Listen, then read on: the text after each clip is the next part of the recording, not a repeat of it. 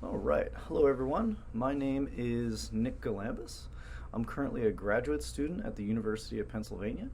The title of my talk today is going to be Making a Change for the Future. But before I get started, I really just want to sincerely thank the organizers of the STEAM Speaker Series. Been a fan of these for some time, and it's truly an honor to be selected to give a talk. And so, as I was sitting down to kind of come up with a premise for today's talk, I very nearly fell into the trap of picking a very jargon-enriched topic and talking about science. And I, really motivated a bit by my wife and others, thought about, what could be useful and what could maybe act as a resource for the students and other folks alike that might be watching this. And so I thought that I'd spend a lot of time talking about my own path here, giving some tips and tricks that I learned along the way, but then also maybe speaking just briefly about, how can you get here? And it doesn't have to be graduate school. It can really be any sort of goal that you may want to achieve. And then I'll finish up by talking about the science here just briefly. Again, I have this sort of intentionally a bit smaller here because I feel like the science is probably the least important part of this talk, but hopefully I can introduce some folks to a piece of science that they were not aware of previously. Okay, so this is the lab here. So I'm sitting here in the bottom right, and so I'm a graduate student at the biology department at the University of Pennsylvania.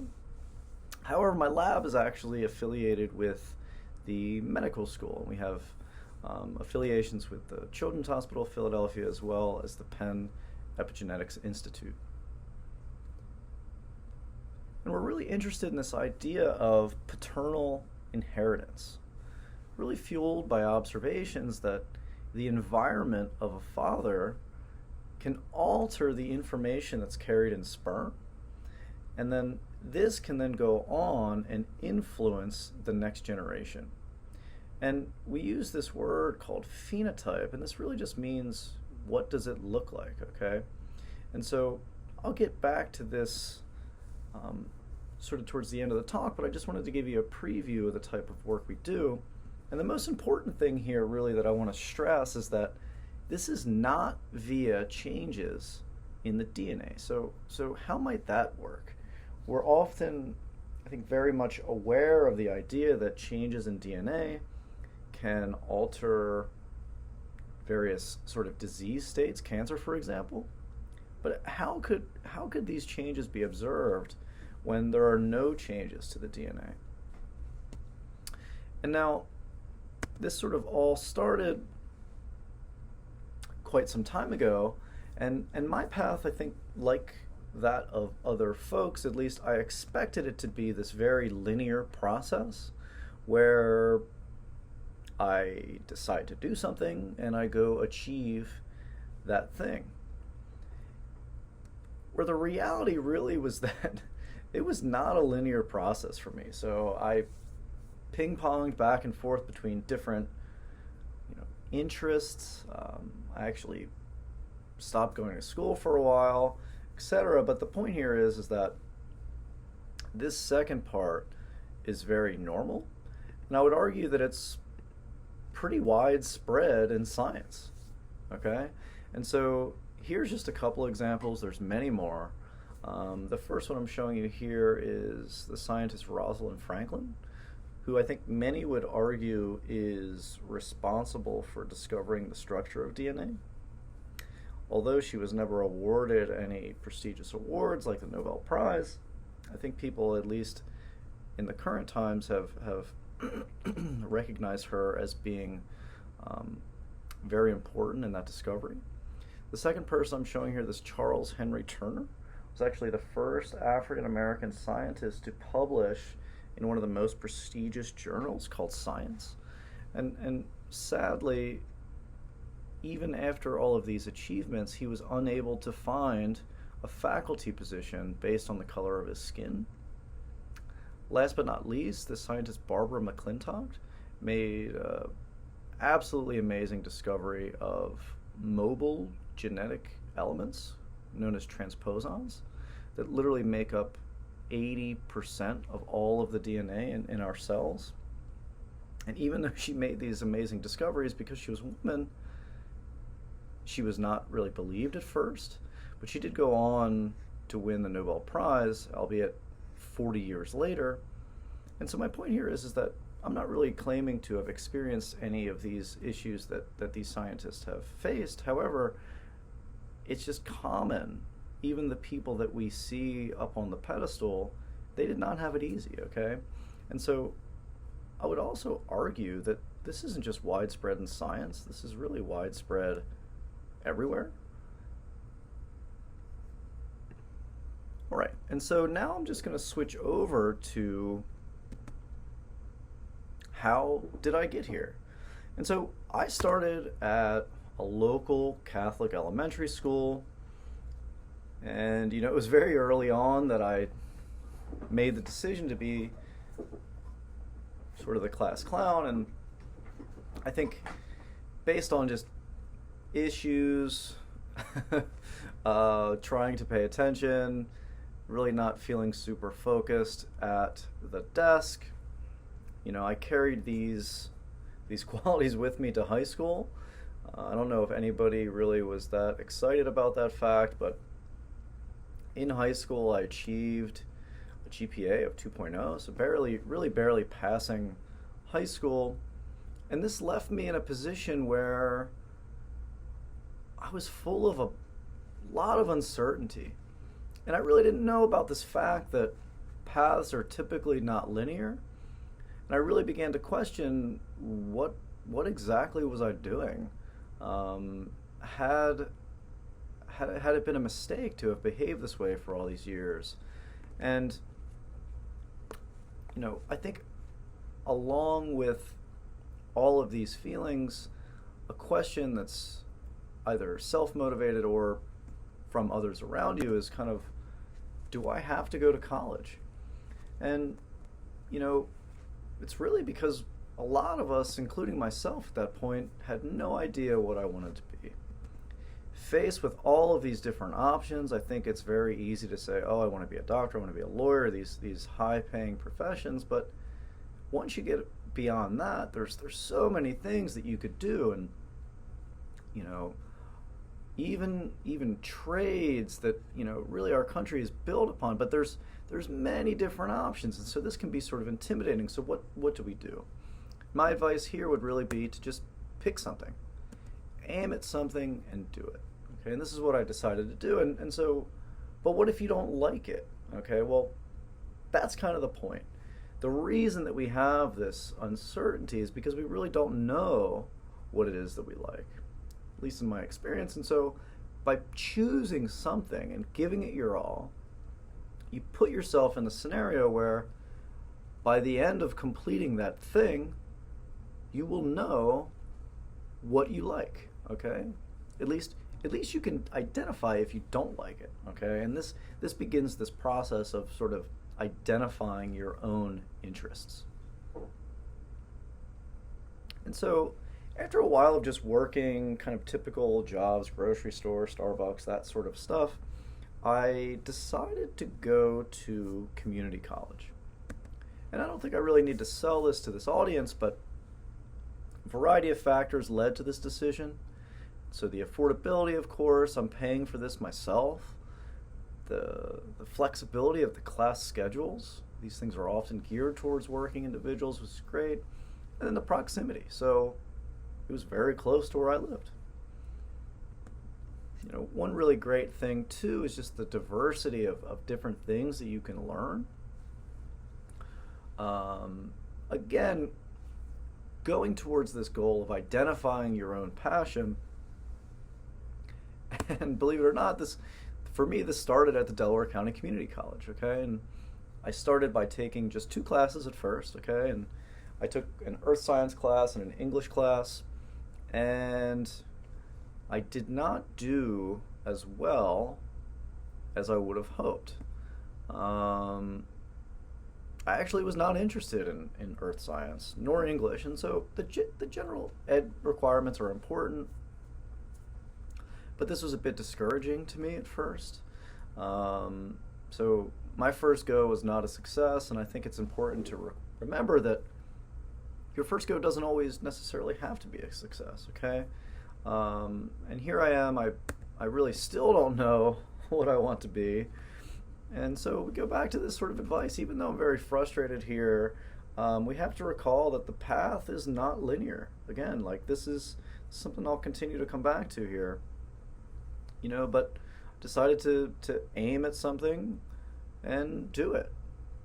And I found this nice sort of cyclical diagram here just describing this. So, if you take action and then assess that sort of thing, you're exploring it, gaining experience, and that will allow you to take another action. And you can just continue to go around this cycle until eventually you're not pivoting from discipline to discipline or thing to thing, and you've found something that you're passionate about, but always want to stay dynamic in this process. It'll really foster growth, and I think that's what it's all about.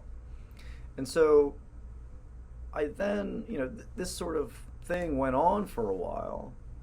At this point, I had become interested in science. It was really always in the back of my head something that was interested. I've always been a fan of nature and just the beauty of nature, which I think is something that fuels a lot of people interested in science. But along the way and throughout my life growing up, I had always been interested in computers. How do they work? How can I use them to do sort of interesting things? Also, at some point, developed a passion for art. And so my cycle not only went between these things, but we would kind of go back and forth between things, cross around. It was a bit complicated, and really, I became just very confused. I had this quality which I think was a good one in having interest in many different things. However, sometimes it can seem as though you have a curse, because it can be hard to focus when you're interested in 10 million different things, okay? And so, without really graduating, I had dabbled in each of these three things in community college, which is really great. So, had a lot of great mentors in science, as well as computer science and art as well. And so at some point, I needed to transition to a four-year school to get my bachelor's degree. And I just have to stress that this was hard. So going to Westchester for me was quite a difficult transition. At this point, I was actually not even really sure how to learn. And so this was not known to me at the time, but everybody is wired differently, right? We learn in different ways, and I just somehow, even though I had done well at the community college level, I really just did not know how to learn and which way to learn was best for me. And so this is a little bit of advice that I'll give, is to always read the syllabus. I think it's common to get the syllabus and just kind of like toss it in your bag, but it was really the syllabus in Dr. Sean Files' Physics 130 class that really represented a turning point for me. And I've since called this the method. So I'll talk just a little bit about this. And I did thank Dr. File for sharing this with me, and I think he actually said that he got it from someone else. But all that aside, the method really just describes this idea of the time commitment that's required for a college student. And so the life of a college student is not easy, okay? So I do want to just stress that, and the time commitment is really equivalent to a full-time job, which to me was just crazy when I learned this at the time. And the thing that I really just want to point out here, and I'm not going to go through this in detail, this can just be left here as a resource to students, but if you break up all of the different things that you need to do for a given class into little chunks, it can become a lot more manageable than saying, okay, I need to spend 12 and a half hours today on this class. And breaking it up not only makes it more manageable, but it gives you more repetition. And really, I think that if anybody sincerely tries the so-called method, I think you'll see positive results, okay? Not guaranteeing A's for everyone, but putting this time in, right? Everything takes time, but putting this in a structured way really helped me.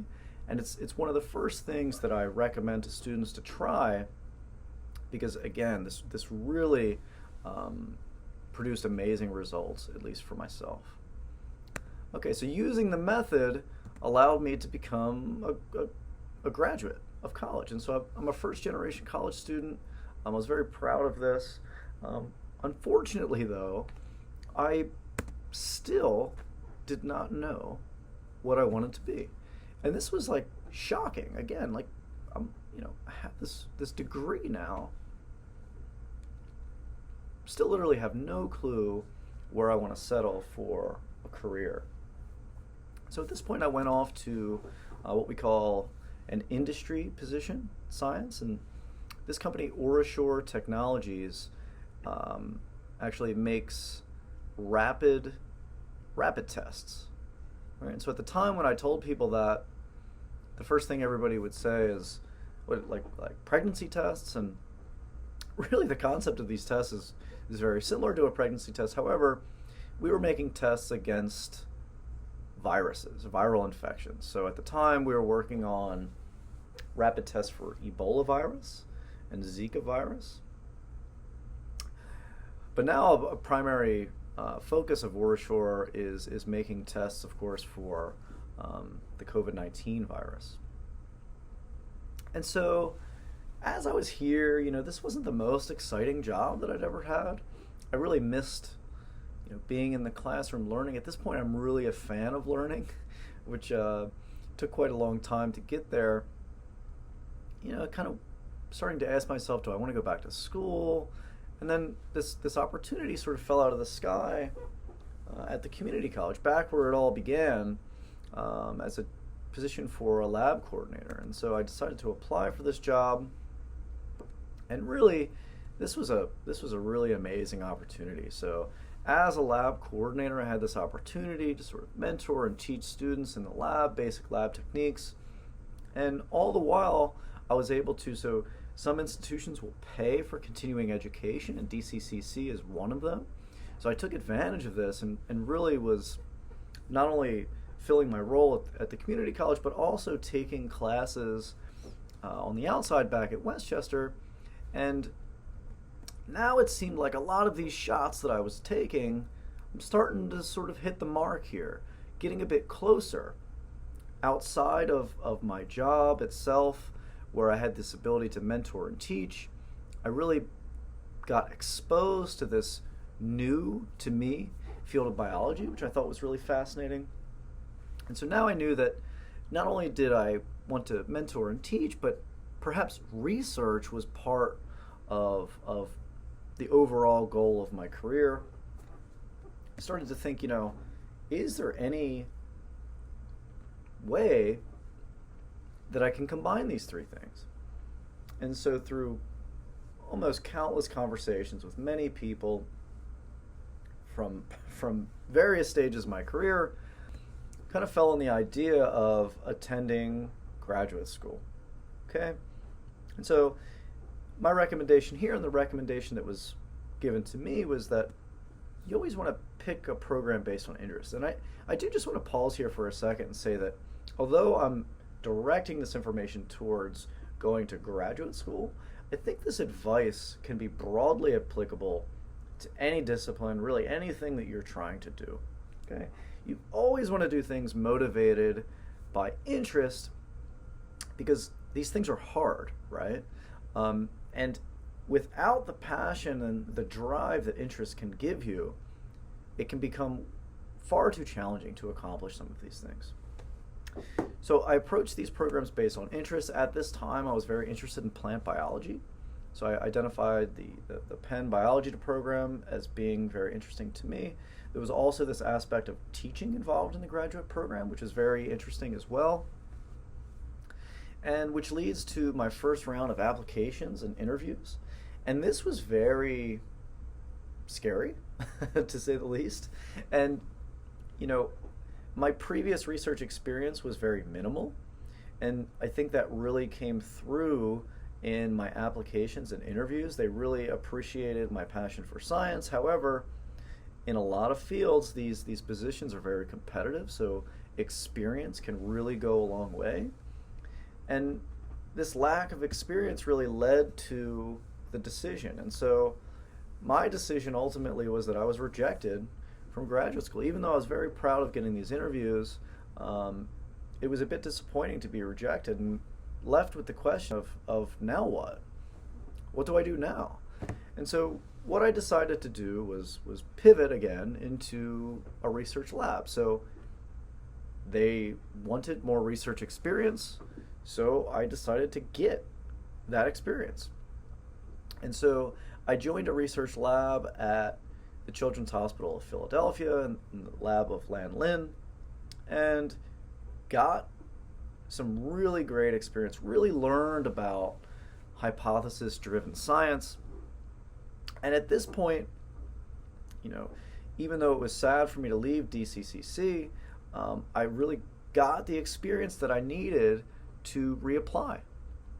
And lo and behold, with that experience came an acceptance to graduate school, which I still have to pinch myself to this day.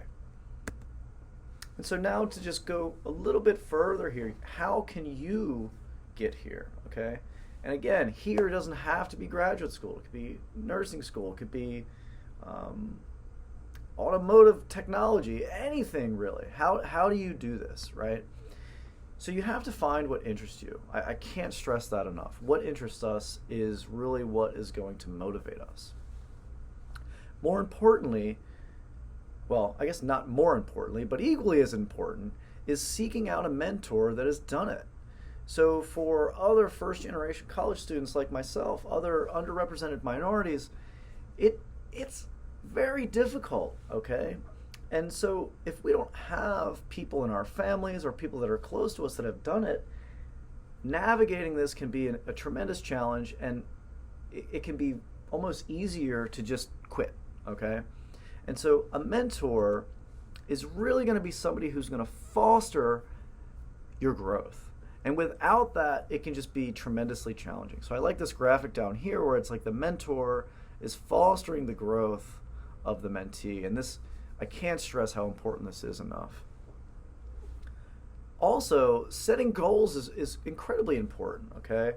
No matter how small the goal is, achieving anything can be important. You know, even if you don't like it, a negative result can still tell you a lot about what you're passionate about. And again, just the idea of being resilient, you know, remembering that this path is likely not going to be linear, and it is very hard.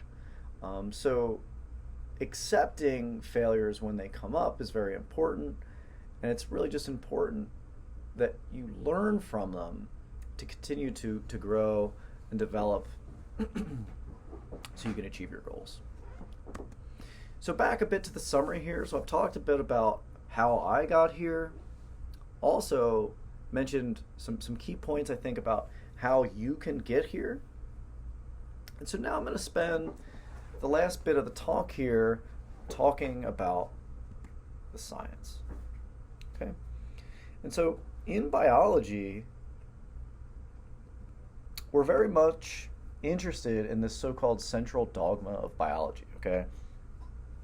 And this describes really the linear flow of information from DNA to protein, remembering that there's this intermediate, this unstable intermediate RNA that really is going to carry the information from the DNA, which will then be used to generate a functional protein. So I always like to ask this question, you know, how much DNA does your body contain? And if you unwrap the DNA in one single cell, you would obtain enough DNA that it would be about 2 meters long. So if you stretch your arms out from end to end at your sides, that's about how much DNA is crammed into each one of your cells. And if you take that a step further and you take all the DNA in your body and lined it up end to end, this would reach the sun 30 times. And I think this is incredible that all of this DNA, which is really information, is in each one of our cells. It's truly amazing, this diversity of cell types that we see. So even though each one of these cells has the same genome, the way that those genes are regulated and expressed is really what gives rise to the cellular diversity.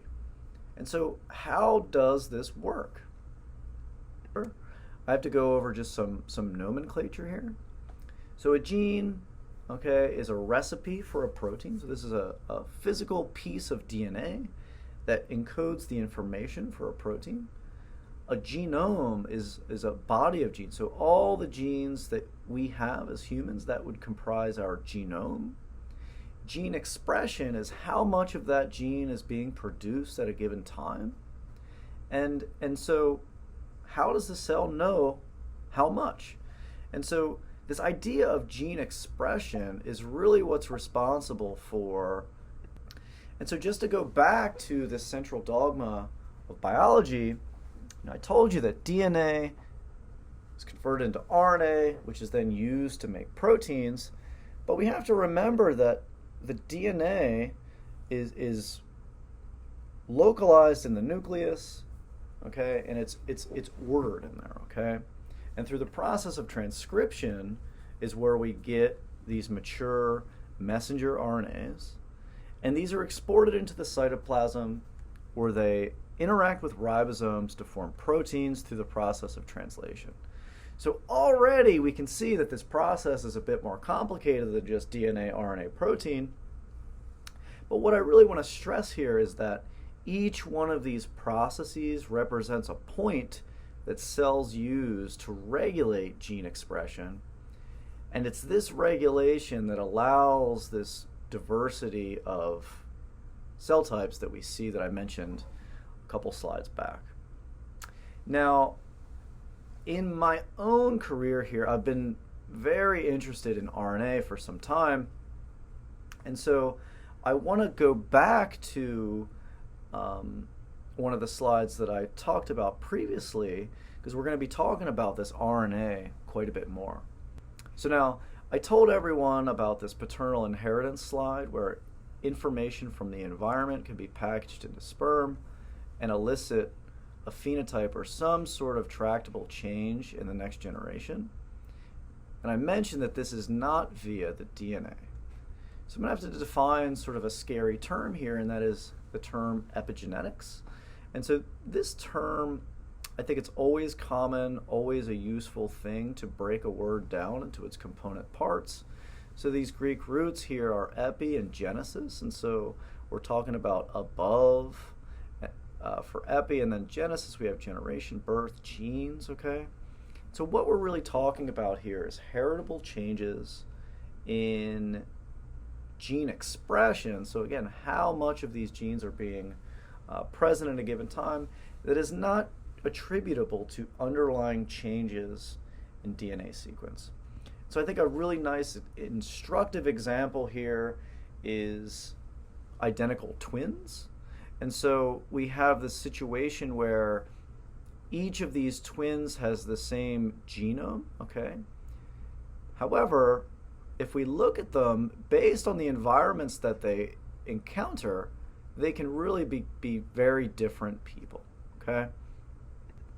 And so to follow that up just a bit, a good question might be, what is transferring this information? Again, we're very familiar with the idea that information is carried by DNA, and this can influence the way, people's health. We see people's height, eye color, for example. What is it that's transferring this information if it's not the DNA? And so it turns out that there are several things, okay, which I'm not going to get into here today, but I really do want to focus on what our lab focuses on, and that is these RNAs. So I've already introduced one type of RNA, but it turns out there's several types, okay? So I mentioned the mRNA, which becomes the template for protein synthesis. But there's also other RNAs even just involved in that process. So these tRNAs are adapter proteins involved in translation.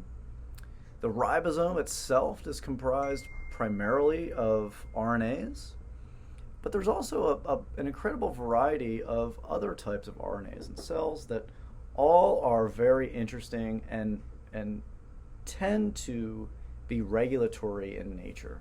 So they tend to regulate the gene expression. And so our lab focuses mainly on these so-called small RNAs. Ignore the names here. Just really wanted to point out that they are small in comparison to other types of RNAs, and it turns out that they do very interesting things in cells. This regulation by small RNAs actually awarded some folks the Nobel Prize, okay? So the point here is that RNAs can do a lot. And I've already demonstrated, or at least explained, that RNAs can carry information. So the messenger RNA is what carries the information from the nucleus to form proteins. But also I think everyone's pretty familiar with this guy here, so the SARS-CoV-2 virus. It turns out that its genome, okay, or body of genes, is actually not DNA, but it's actually RNA. This is kind of interesting because a lot of the new COVID vaccines are actually RNA based. And so here's an interesting situation where we're using RNA to basically disable an RNA virus. So truly fascinating biology here. And so what I'm setting up here for you is that these changes in the environment, okay, things like food, stress,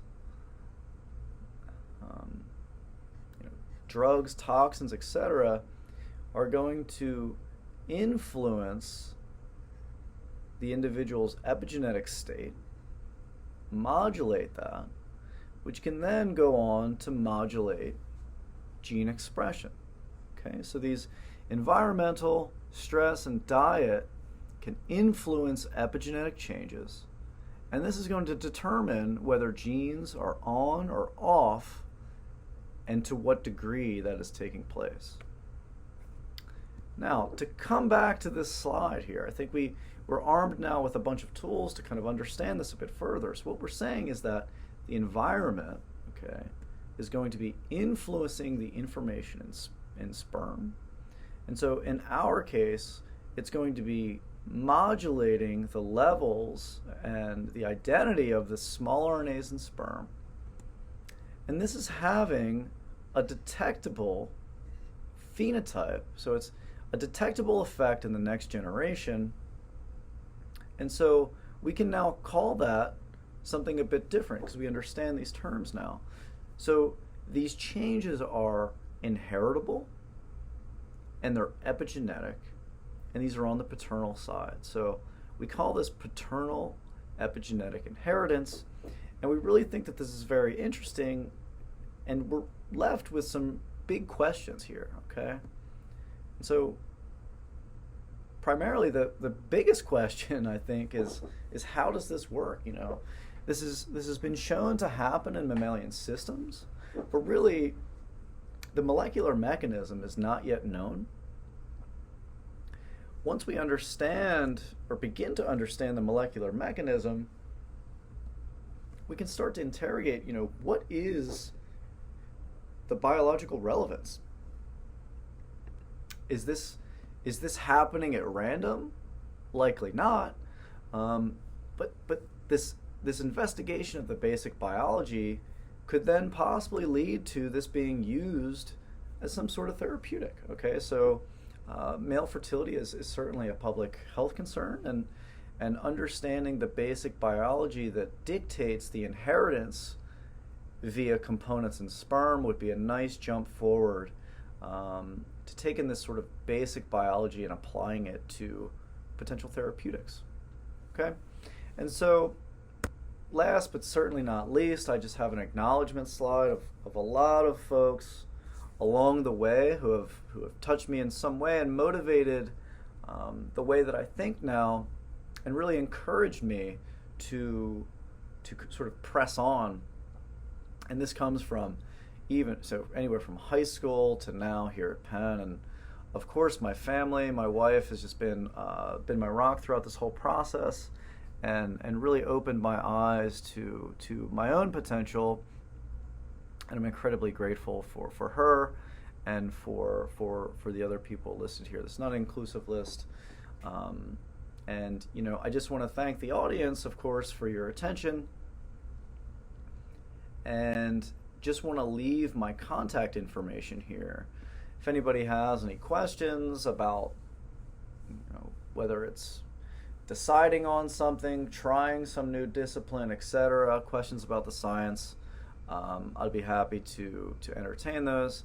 Just shoot me an email and I'll get back to you as I have time. So thanks again, everyone, for your attention. Have a nice day.